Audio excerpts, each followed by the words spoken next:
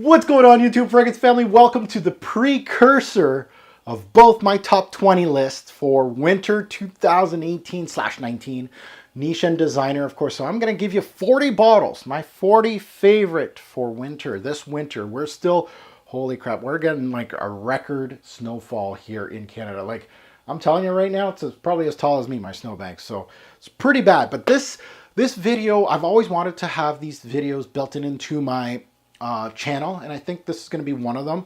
This is not going to just be for this year's winter list. I think I'm just going to keep it for all my winter list and just say, and I'm just going to revert back to this video. And this is to let you know how I pick my lists, what's the temperature in Canada, the clothes I wear during winter, obviously the fragrance groups I choose to wear. Like, I'm not going to go heavy citrus. Sometimes I will, but mostly I'm going to go orientals and darker, you know, gourmand fragrances.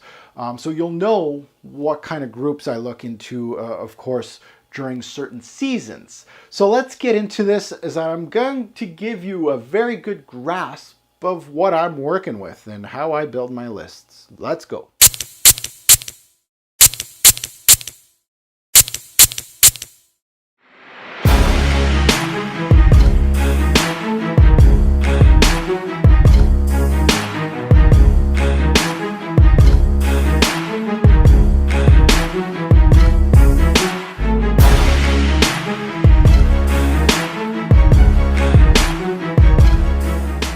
So fragrance community, let's not waste any time. Let's get into this. Officially, winter starts in December. It ends in March. And in Canada, usually winter starts in October.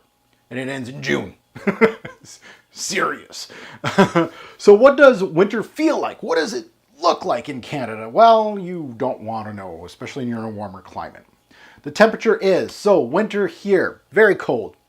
I'm saying we get a few days already this winter of -50 Celsius.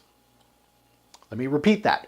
minus 50 Celsius. Where I am. That's cold. Roughly, you're looking at -20, -30 Celsius for the most part. Pretty cold stuff. You're going to get, of course, a variation. You're going to get some days that are -5, -2. Sometimes you're going to get some rain. You get some freezing rain. You get some snow. You get tons of snow.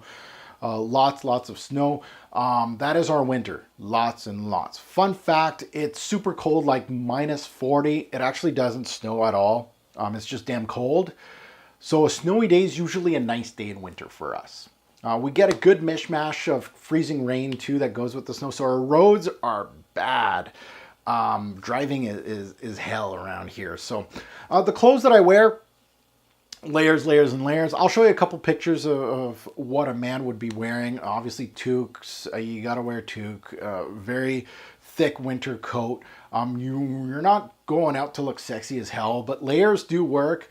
Toques are a thing. Layering is great. You're gonna have to have boots that are actually rated for minus something. You can't just wear like rubber boots or something like that. You're gonna lose your toes. So it's cold. Now that you have a good grasp of that, you don't want to travel in Canada around winter time. Good idea. What are the reasons for my list? How do I compile my list? What is the thinking of my list? I got, 40 bottles. How many fragrances do you wear during winter? And how many times do you actually wear them? So how do I choose my lists? One is wearings. Yes. Personal taste, of course. A lot of stuff that I wear during seasons, mostly as a fragrance reviewer, I'm not thinking about which fragrances I'm testing. Testing doesn't really matter as far as wearings. Wearings is personal taste that I want to wear it out. Maybe the review's already done. I'm not really testing it for YouTube purposes. I'm wearing it for me. So that is one, of course, the key point of my top list. Next thing is, of course, new releases to me. So if I've purchased winter-based fragrances, let's say in the summer, fall, or whatnot, obviously they're going to get more attention from me because they're new to my collection. Everybody does this. You buy a new fragrance, you're not going to ignore it. You're actually going to start wearing it more. So you're going to see my lists. There's old familiars, obviously, and then there's newbies. The newbies may fall in and out of a list, right? The newbie may make it in year 1, but the real proof in the pudding is year 2, year 3. Is it continuously being in my top 10 or top 20? So that is something to keep an eye on. And that's why I do them yearly. And lastly, I have no restrictions. So the thing is, I'm not selling you anything in my top 20s. You're going to see fragrances from the 80s that nobody's heard about.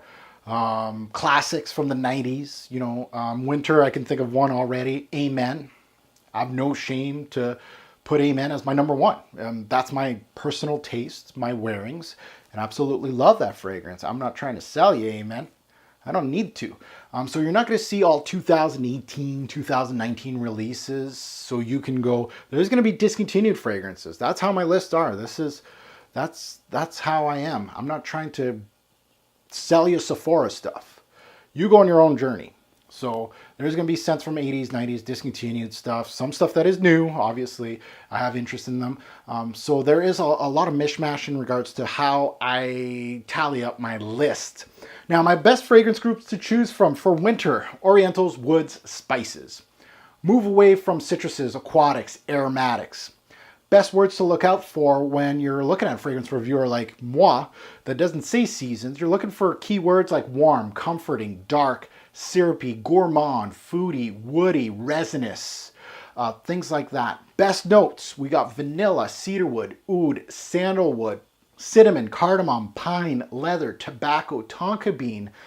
Some heavy notes in my particular list that you're going to see this year: amber, incense, woods, tonka, and vanilla. So my sweet tooth, I have a sweet tooth sometimes. You're going to see some lists that has a lot of sweet tooth type fragrances, gourmands, stuff like that, like New Harlem and heavy tonka beans, pure malt, spiritueuse double vanille, tonka imperial.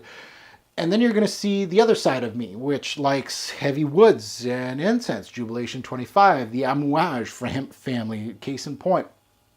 You got the leathers, of course, and then tobacco, so Tuscan leather. You'll see some tobacco vanille, but you'll also see a lot of mix of indie scents and very popular scents and scents that are not so popular. I like to mix things up a little bit too at the same time. Now that you have a good grasp of what Canadian winter is and how I choose what I choose in my lists, now that I painted a nice little picture for all of you and what Robes08 looks like in winter, looks good with the beard. So what are we going to do now? I think you know. Let's get these top 20 winter lists out to all of you, because it might not be winter too long for all of you. For us in Canada, we still got a couple months, so there's still some hope for you to buy these and wear them. So let's get into my top 20s. Let's go.